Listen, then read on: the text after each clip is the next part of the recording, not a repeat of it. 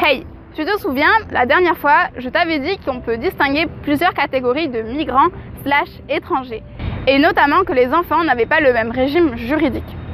Aujourd'hui, on va parler d'une catégorie spéciale d'enfants, les mineurs étrangers non accompagnés, ou mineurs isolés étrangers, c'est la même chose. Un MENA ou un MIE en abrégé. Du coup, c'est quoi concrètement? D'abord, c'est un mineur. J'imagine que tu sais qu'un mineur, ce sont les personnes qui ont moins de 18 ans en général. Bon, parfois plus ou moins, ça dépend des pays.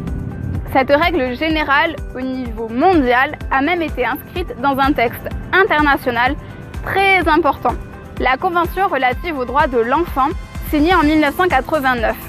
Article 1er. Tout enfant s'entend de tout être humain âgé de moins de 18 ans. Je mange mes cheveux. Au niveau international, on considère que l'enfant est vulnérable en soi et que donc il a besoin d'une protection particulière. Ensuite, on parle d'un enfant étranger, c'est-à-dire qu'il n'a pas la nationalité du pays dans lequel il se trouve, comme je vous l'ai expliqué dans la vidéo précédente. Par là ou par là, je ne sais pas. Enfin, on parle en particulier des mineurs étrangers, non accompagnés ou isolés. On attend un peu sinon le vent va être supérieur à ma voix. Ouais. Incident de parcours. Pour faire simple, ça veut dire que personne n'a pris en charge l'enfant. Il n'a pas d'adulte responsable de lui. En gros, il est tout seul. De manière normale, il devrait être accompagné de ses parents. Mais ça peut aussi être un grand frère ou une grande sœur majeure, des grands-parents, un oncle ou une tante, par exemple. Mais dans le cas du MENA, il n'y a personne de ce style avec lui.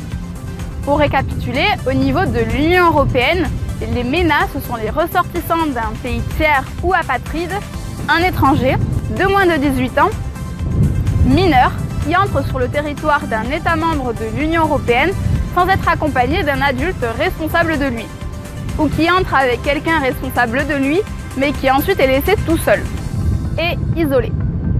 On pourrait penser que les MENA, ce sont des cas rares, mais pourtant en 2017, il y en avait plus de 32 000 dans l'espace Schengen, dont une grande partie en Italie. Et encore, là on compte que ceux qui sont enregistrés comme demandeurs d'asile. Ça veut dire qu'il y en a plus. Du coup, si on trouve un enfant illégalement sur le sol d'un État membre de l'Union européenne, on en fait quoi? Comme en plus d'être jeune, potentiellement il ne sait pas parler ou lire, il est étranger, possiblement il ne parle pas la langue du pays et sans accompagnateur, et en plus il est seul. On considère que c'est une situation particulièrement vulnérable et il faut savoir quoi faire.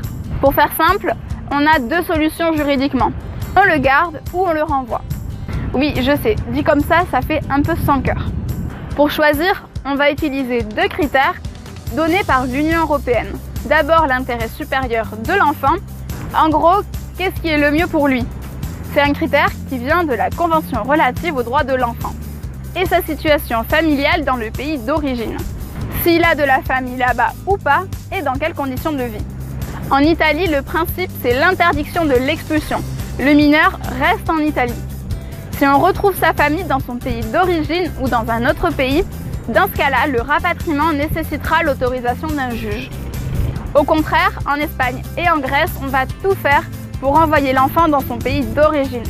Et si c'est pas possible ou que ça ne lui est pas favorable, alors dans ce cas-là, on le garde. En droit, ça peut paraître relativement simple. Sauf qu'en pratique, il y a plein de problèmes qui viennent s'ajouter. Sauf qu'en pratique, plein de problèmes viennent compliquer la chose. D'abord, comment on peut savoir qu'une personne a moins de 18 ans? Surtout si les migrants n'ont pas leurs papiers. Parfois, des jeunes adultes essaient de se faire passer pour des enfants, ou au contraire, des enfants ou les autorités du pays vont essayer de les faire passer en tant qu'adultes. Ça dépend de ce qui arrange chacun. Des moyens médicaux peuvent être mis en place pour déterminer l'âge de la personne. Seulement, parfois, c'est fait sans l'accord du migrant et ça peut même être dangereux pour lui. Par exemple, si on utilise des rayons X. Ensuite, c'est parfois difficile de savoir si l'enfant est accompagné ou non. C'est déjà arrivé que pour ne pas appliquer les règles protectrices des MENA, les autorités disent que l'enfant est accompagné d'un frère ou d'un cousin sans que ça soit vérifié. En général, il n'a pas son livret de famille sur lui. Ensuite, on a les conditions de vie des enfants et malheureusement les étrangers en situation illégale de manière générale. Par exemple, la Grèce, la France aussi au passage, a été condamnée plusieurs fois par la Cour européenne des droits de l'homme pour des conditions de rétention assez horribles. Enfin, l'intérêt de l'enfant n'est pas vraiment toujours pris en compte. La solution du rapatriement est parfois trop automatique, bâclée, sans toutes les vérifications nécessaires. Et c'est pas moi qui le dis, c'est l'institution espagnole du défenseur du peuple et l'ONG Save the Children, avec mon anglais magnifique.